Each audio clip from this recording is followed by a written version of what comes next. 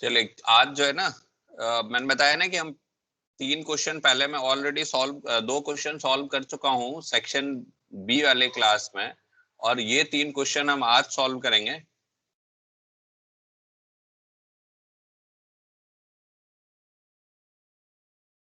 इन 3 में सबसे पहला क्वेश्चन जो ये है, मैं इस क्वेश्चन को अगर लेता हूं तो इस क्वेश्चन में गिवन क्या है?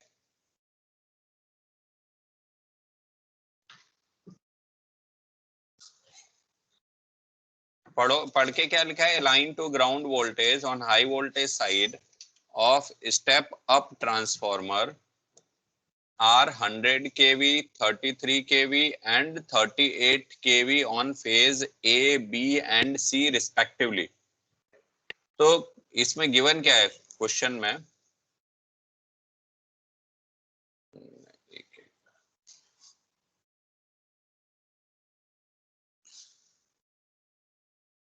इसका अगर हम सॉल्यूशन करते हैं,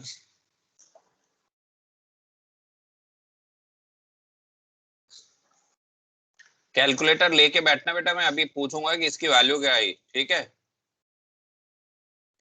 Given a line to ground voltage on high voltage side of a step up transformer are 100 kV, 33 kV, 38 kV on phase A, B and C respectively। अब ये एक चीज देखिए, यहाँ पर मैं अभी इसी से इतने से ही लिखता हूं। ए बी सी फेज हैं, तो गिवन क्या है?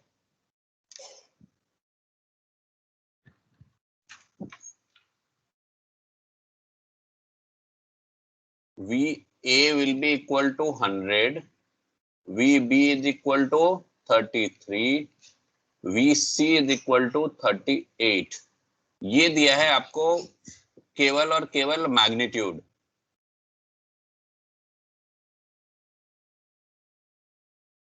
अब इसके बाद और क्या लिखा है? The voltage of phase A leads that of phase B by 100 degree. अब इन 3 फेजेस में से V A, V B, V C, इनमें से हमें किसी एक को तो रेफरेंस मानना ही पड़ेगा। तो सपोज वी ए को हमने क्या ले लिया? रेफरेंस।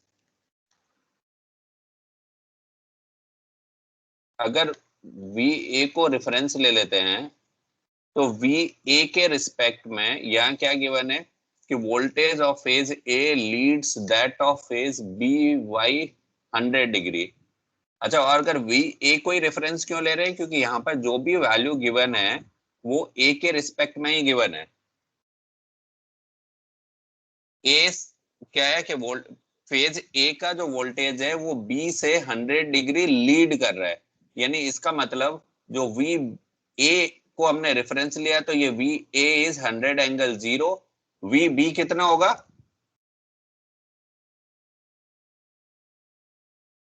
वी बी का एंगल बताएगा कोई?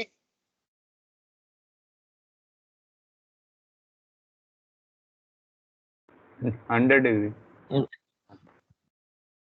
वी बी का कितना हो जाएगा? 33 एंगल -100।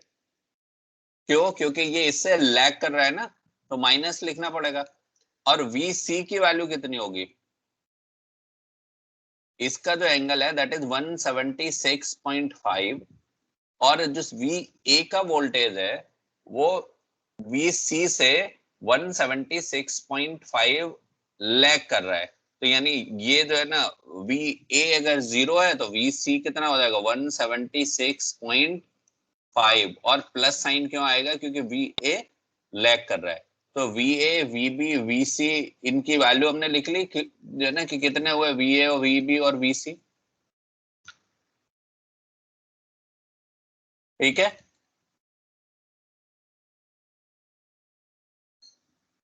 अब इसके बाद जब V A, V B, V C हमने लिख लिया, नेक्स्ट क्या करेंगे? इसमें determine analytically the symmetrical components of voltage. Symmetrical components यानी हमें क्या डिटरमाइन करना है? V A naught, V A one and V A two, ये डिटरमाइन करना है।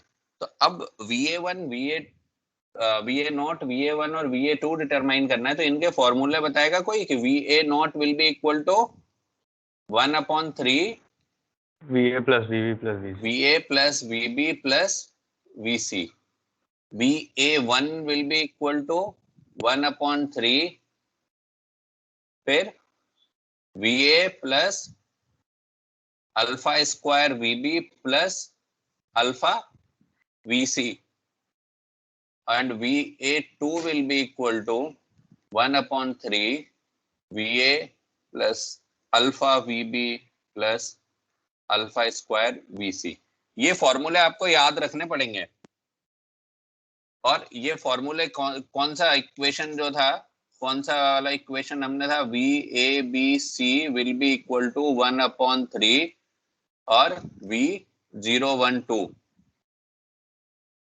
इसको इस तरीके से याद रख लो. या ये था V012 इक्वल टू, इसको क्या लिखते थे, यहाँ A और आएगा, A VABC. ये इक्वेशन पढ़े थे हमने दो, जहां पर A की वैल्यू क्या थी, A वाज इक्वल टू 1 1 1 1 1 1 और यहाँ पर था अल्फा स्क्वायर, तो यहाँ अल्फा और फिर यहाँ अल्फा और यहाँ alpha square.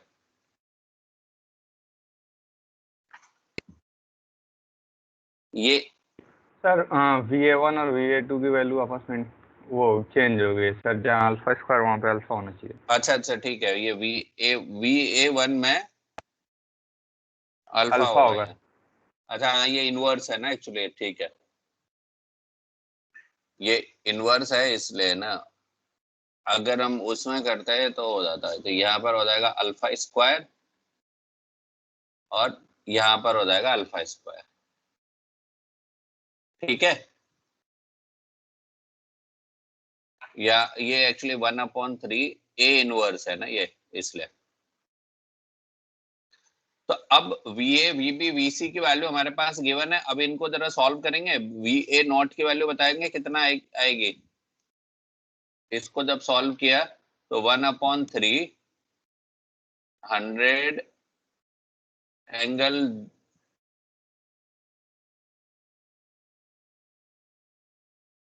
will be equal to 1/3 bracket में 100 angle 0 plus 33 angle -100 plus 38 angle 176.5.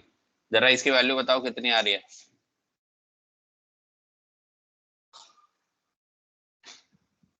Sir 21.30 at an angle -28.17. कितनी आ रही है सर 21.30 एट एन एंगल -28.17.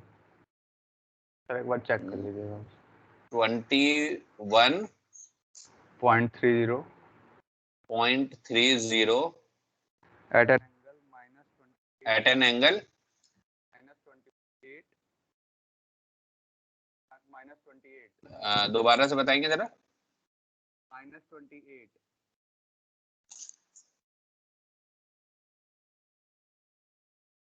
आवाज नहीं आई बेटा, रिपीट करेंगे प्लीज. -28.17. सर -28 बोल रहा, -28. -28. जरा इसको, ये तो आपने पोलर में बताया, रेक्टेंगुलर में बताएंगे इसके वैल्यू कितनी आ रही है. 18.76. 18.7.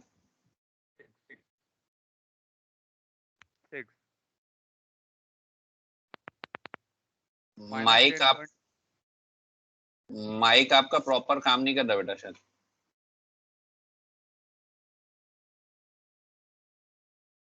-10.05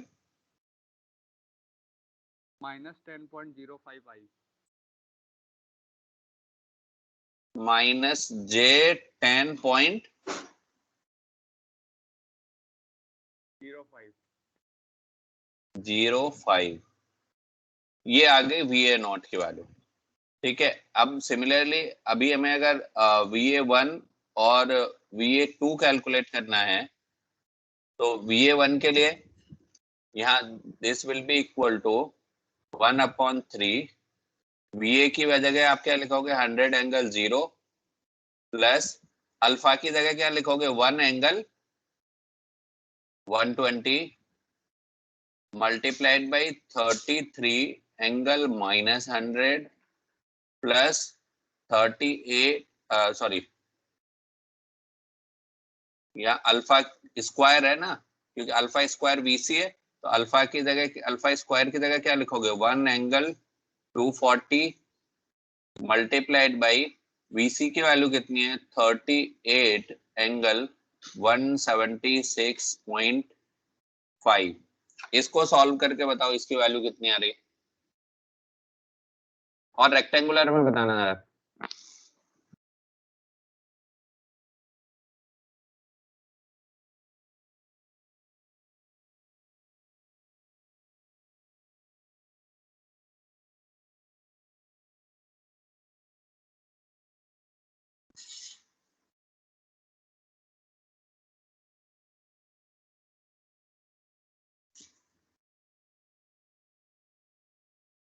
बताइए जरा कितनी वैल्यू आई बेटा, सीधे पोलर में सॉल्व करिए।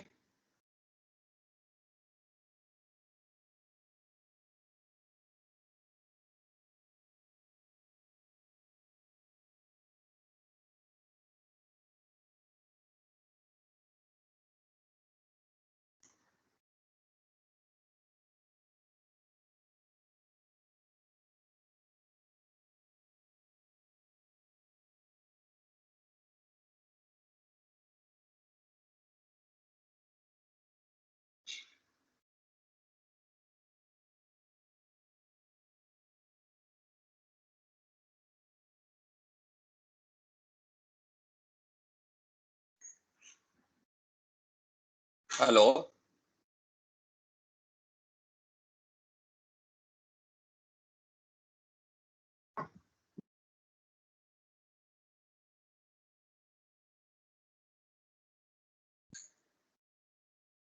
बताइए बेटा पोलर में इसकी वैल्यू, उसमें रेक्टेंगुलर में वैल्यू क्या आ रही है VA2 की VA1? Sir 50.66 plus J 14.32।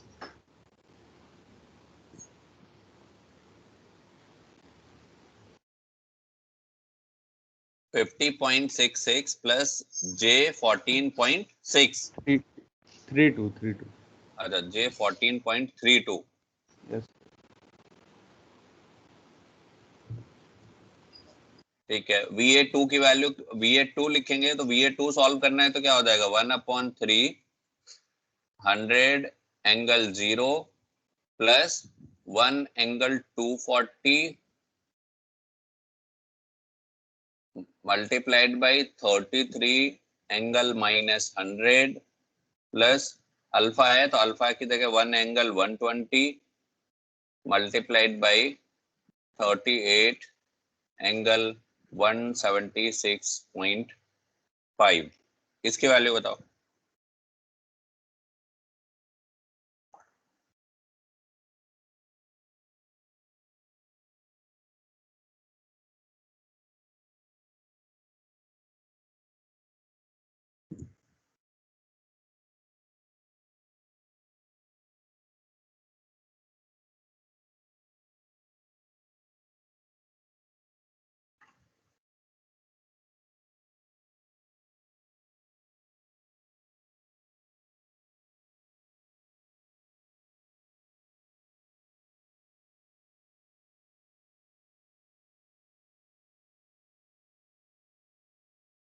Sir 30.55 minus J 4.26। This will be equal to 30.55 minus J 4.26। अब एक चीज बताओ, ये हमने वैल्यू किसकी कैलकुलेट कर ली VA0 VA1 और VA2। ये positive negative and zero sequence component हमने किसके लिए निकाले हैं फॉर फेज ए। अगर यहीं पर हमसे ये भी पूछा जाए कि find all sequence component for all phases, तो अभी आपने जैसे VA0 और VA1 और VA2 निकाले हैं, तो अगर मैं कहूं आपको कि ऑल सीक्वेंस कंपोनेंट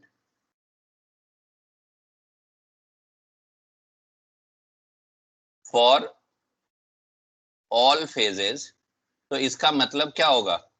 आपको क्या भी कैलकुलेट करना होगा, VB0, VB1, VB2, VC0, VC1 और VC2।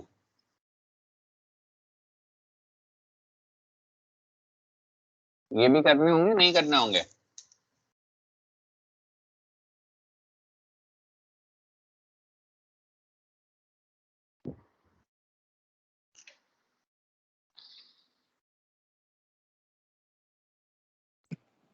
Yes sir.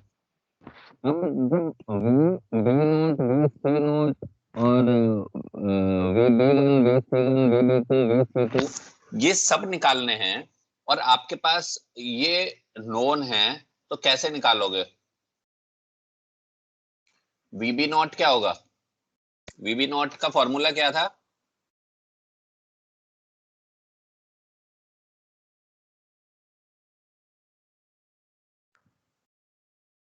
थोड़ा सा मैं आपको याद दिलाता वो हूँ। तो VA0 के बराबर ही हो जाएगा।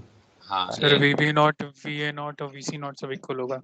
हाँ हाँ, मैं एक बार आपको याद दिलाता हूँ कि हमने ये वाले डायग्राम ड्रॉ किए थे इस तरीके से।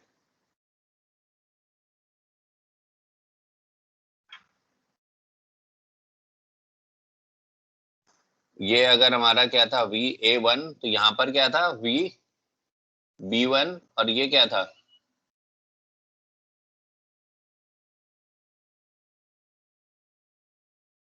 नहीं ये VA1 था, तो VB1, और ये VC1, और ये VA2 था, तो ये VC2,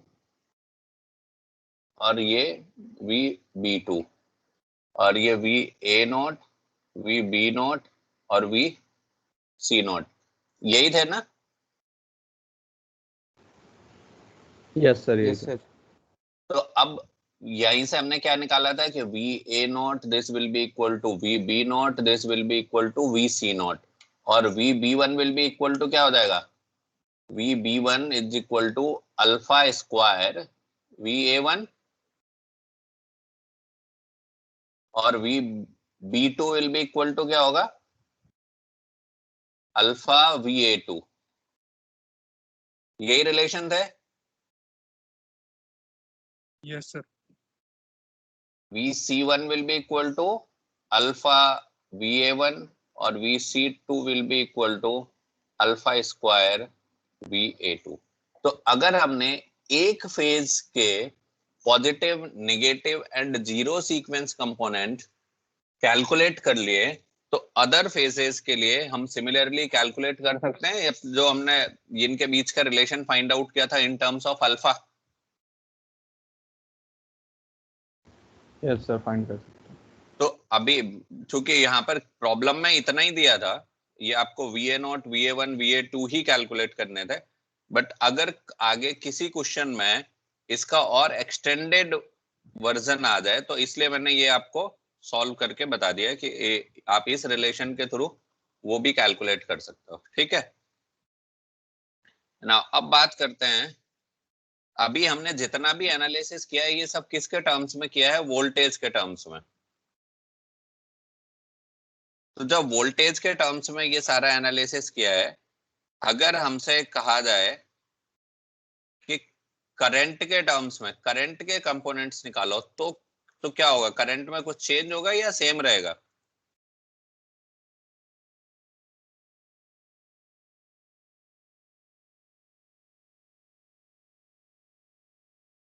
सेकेंड प्रॉब्लम क्या है, the line currents in ampere in phase A, B and C respectively are 500 plus J150, 100 minus J60 and minus 300 plus J60 refer to the same reference vector, find symmetrical components of current। तो यानी यहां पर देखो आपको क्या given है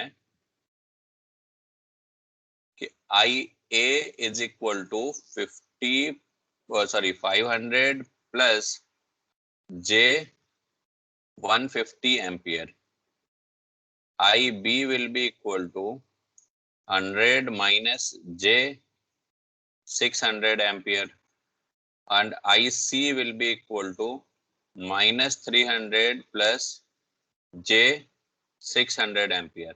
अब आपको फाइंड क्या करना है? सिमेट्रिकल कंपोनेंट मींस फाइंड करना है आपको IA0, IA1 एंड IA2, ये तीनों वैल्यू आपको कैलकुलेट करनी है। तो जो फॉर्मूले वोल्टेज के लिए एप्लीकेबल हैं, सेम फॉर्मूले किसके लिए एप्लीकेबल होंगे? करंट के लिए भी। तो इसमें आई थिंक कोई इशू नहीं होना चाहिए आपको सॉल्व करने में। Yes sir. मैंने केवल इस पर्पज से ये करंट वाला एग्जांपल लिया है जिससे कोई कंफ्यूजन ये ना हो कि अगर कल को वोल्टेज की जगह किसी न्यूमेरिकल में करंट आ जाए तो आपको ऐसा फील हो कि अरे ये क्या हुआ। इसलिए मैंने ये करंट वाला एग्जांपल लिया है। तो आप में से फटाफट बताएगा कोई सॉल्व करके कि इनकी क्या वैल्यू आएगी। मैं यहाँ पर रख रहा हूँ IA0 will be equal to 1/3 500 plus J 150 plus 100 minus J 600 minus 300 plus J 600। इसकी IA0 की वैल्यू कितनी आएगी?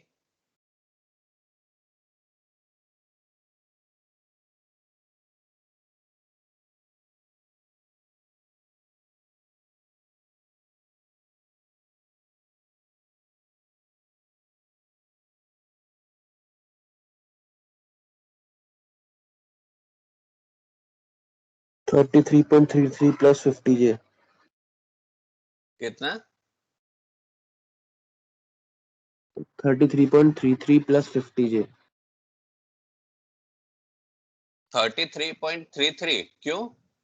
अगर आप सीधा सीधा देखते हो ना तो ये 500 और 100 600 600 में 100 plus J50, 100 plus J50। 100 plus J50, ये तो सीधा कैलकुलेशन था IA0 का। तो अब IA1 will be equal to 1/3, यहाँ पर कितना होगा? ये 500 प्लस J 150, ये तो आपने लिख लिया IA प्लस।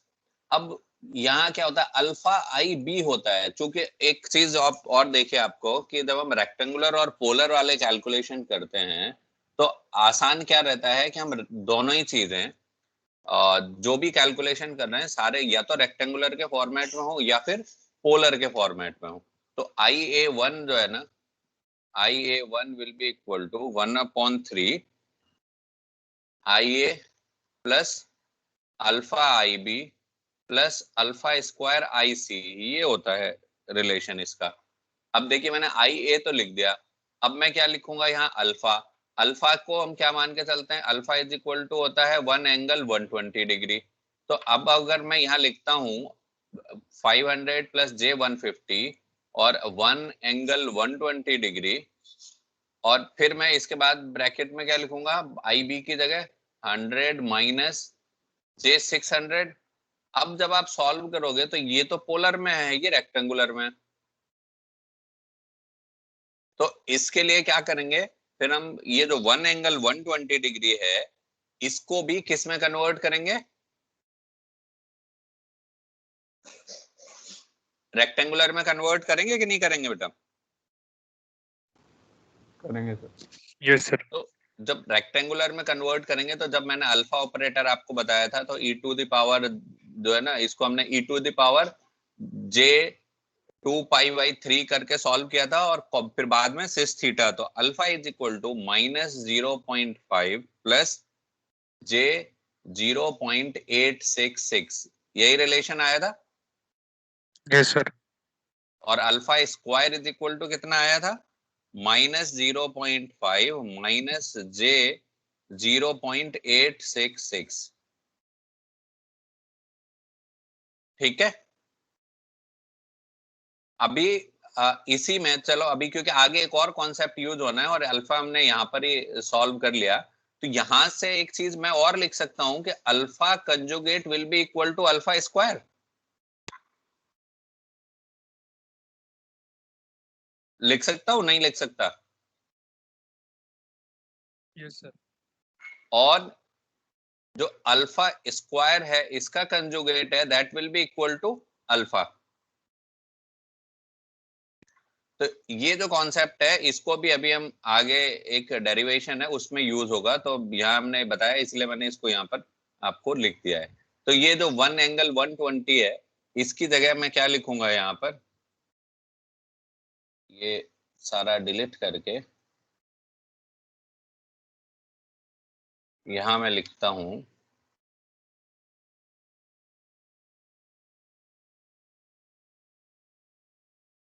अल्फा की जगह -0.5 plus j 0.866 and again multiplication में फिर क्या हो जाएगा 100 माइनस j 600। फिर इसके बाद आगे कौन सा जाएगा, अल्फा स्क्वायर, तो plus -0.5 minus j 0.866 multiplied by -300 plus j 600। इसकी वैल्यू बताओ जरा कितनी आएगी।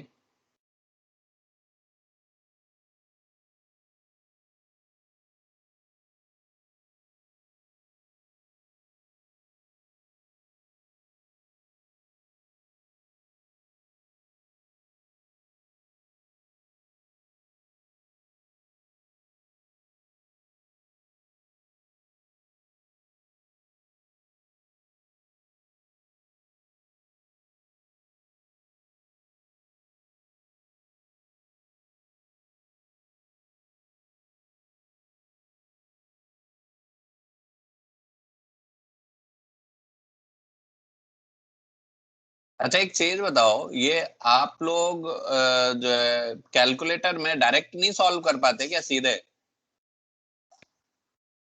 रेक्टेंगुलर या पोलर में? इतना टाइम लगना नहीं चाहिए ना सॉल्व करने में।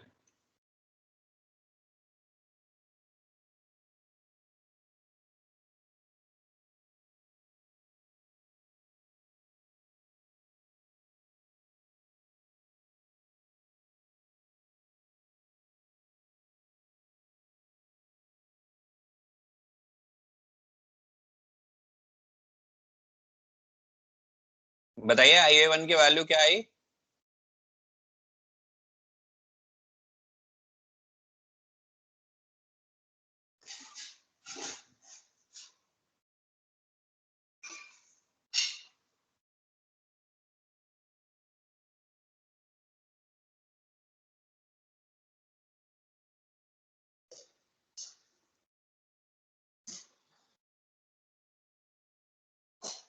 अरे कोई सॉल्व कर भी रहा है या नहीं कर रहा?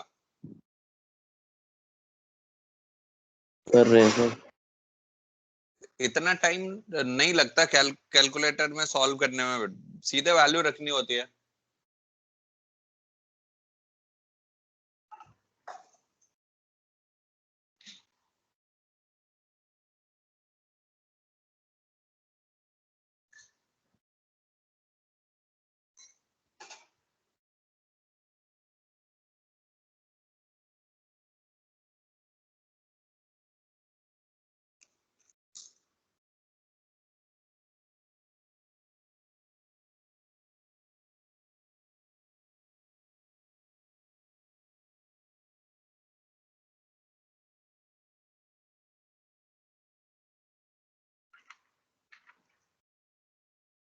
इतनी देर में अगर सॉल्व करोगे तो 3 घंटे में क्वेश्चन पेपर कैसे होगा?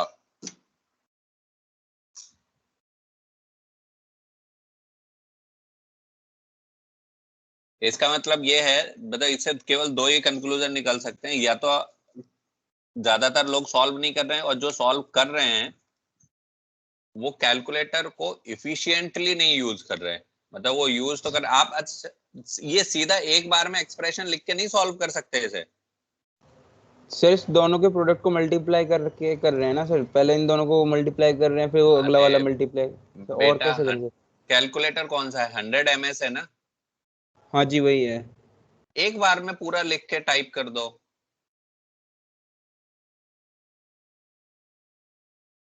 पूरा एक बार में टाइप करके और वन शॉट में आंसर देता है। Okay sir. चलो कोई दिक्कत नहीं। मुझे एक्चुअली एक बात समझ में आ गई कि आप लोगों को शायद जो है ना अभी कैलकुलेटर को इफिशिएंटली यूज करना नहीं आता। आप यूज कर लेते हो पर इफिशिएंटली नहीं यूज कर पाते रेक्टेंगुलर और पोलर में। इनमें क्या है कि जो है ना इफिशिएंटली यूज करना ही मैटर करता है, तभी जो है आपका कैलकुलेशन फास्ट होगा। तो मैं कोशिश करता हूँ कि मैं 100 ms एक कैलकुलेटर कहीं से जो है ना अभी जुगाड़ करता हूँ। मेरे जो है ना एक कॉलेज में तो रखा है, घर पर नहीं है।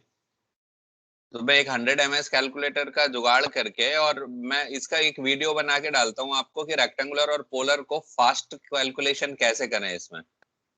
वो देख लेना और उससे जो है तब फिर कर लेना। या अभी आप अपनी स्क्रीन ऑन करके मतलब मुझे दिखा सकते हो कि मैं कैलकुलेटर में बताऊं क्या क्या करना है आपको?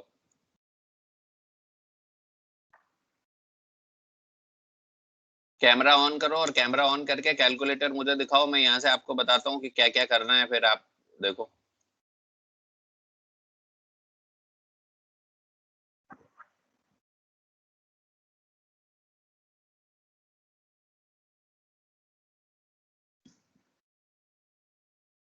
सर बस 2 मिनट्स से 2 मिनट रुक जाइए सर, बस हो जाएगा।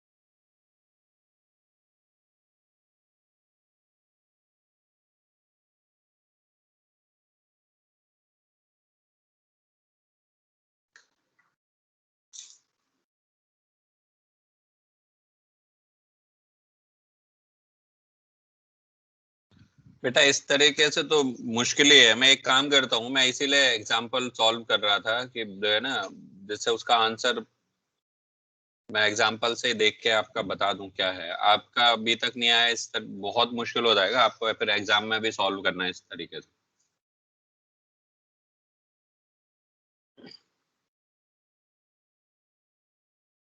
आप लोग, आपका कहाँ तक पहुंचा है बेटा, आ रहा है आंसर?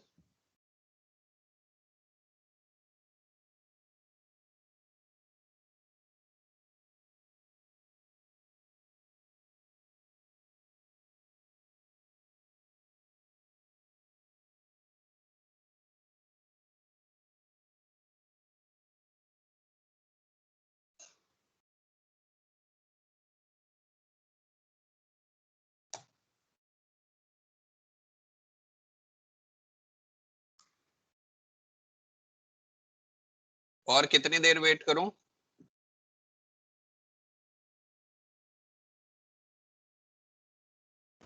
सर 1708.48 प्लस 455.4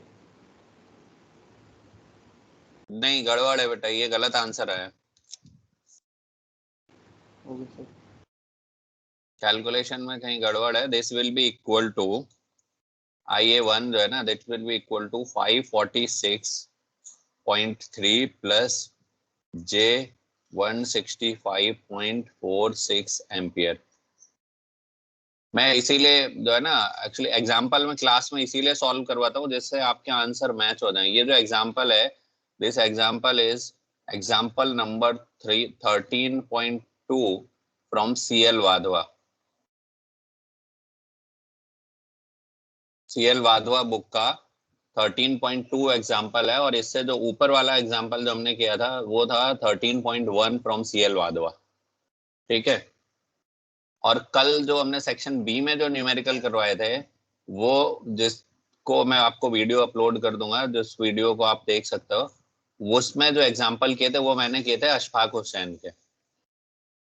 अब IA2 will be equal to, जब इसको IA2 को आप सॉल्व करोगे 1/3, फॉर्मूला आपको पता है कौन सा, 1/3 IA प्लस अल्फा स्क्वायर।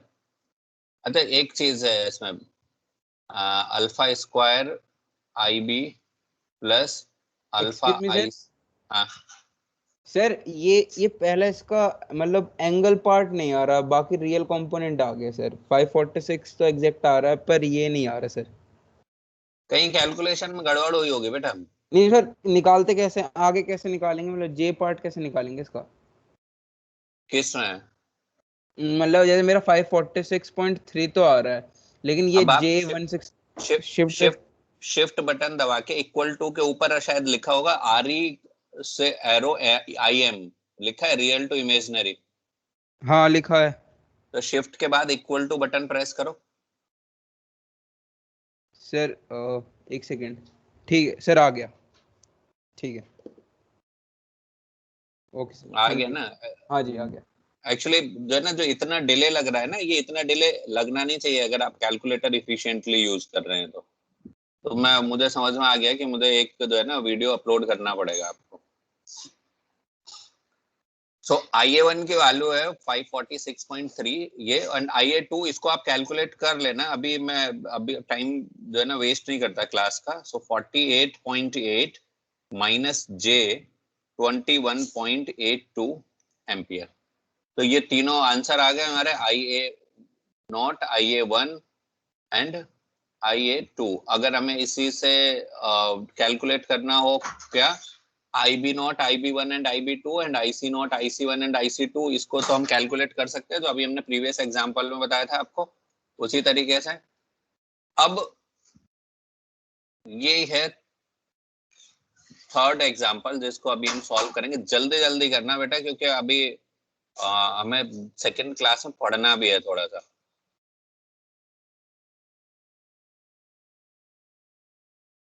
ये एक क्वेश्चन दिया हुआ है। ये एग्जांपल जो है ना, ये है स्टीवेंसन से। मेरी कोशिश ये है ना कि मैं आपको अलग अलग बुक से जो है ना ज्यादातर एग्जांपल सॉल्व करवा दूं, और जब मैं सॉल्व करके अगर कोई वीडियो डालूं तो मैं अनसॉल्व प्रॉब्लम का डालूं, जिससे जो है ना यहाँ पर एटलीस्ट आपके टाइम की वेस्टेज ना हो और आंसर मैच कर जाए जब आप जो है ना सॉल्व कर रहे हैं तब। क्योंकि मेरे पास अभी कैलकुलेटर नहीं है, मैं इसलिए अनसॉल्व प्रॉब्लम का वीडियो नहीं डाल पा रहा हूँ, या फिर अनसॉल्व प्रॉब्लम सॉल्व नहीं करवा पा रहा हूँ आपको क्लास में। तो यहाँ पर क्या गिवन है, one conductor of a three phase line is open. यहाँ गिवन है ना, ये जो है ना डेल्टा कनेक्टेड सिस्टम है, ए बी सी फेज है और ये क्या है, ओपन है. The current flowing to the delta connected load through line A is 10 ampere. A को हमने 10 ampere लिखा है ना. With the current in the line A as reference and assuming that line C is open, C को open माना, तो इसके साथ ये फिगर गिवन है. I A is 10 angle 0 and IB is 10 angle 180 degree and IC is 0.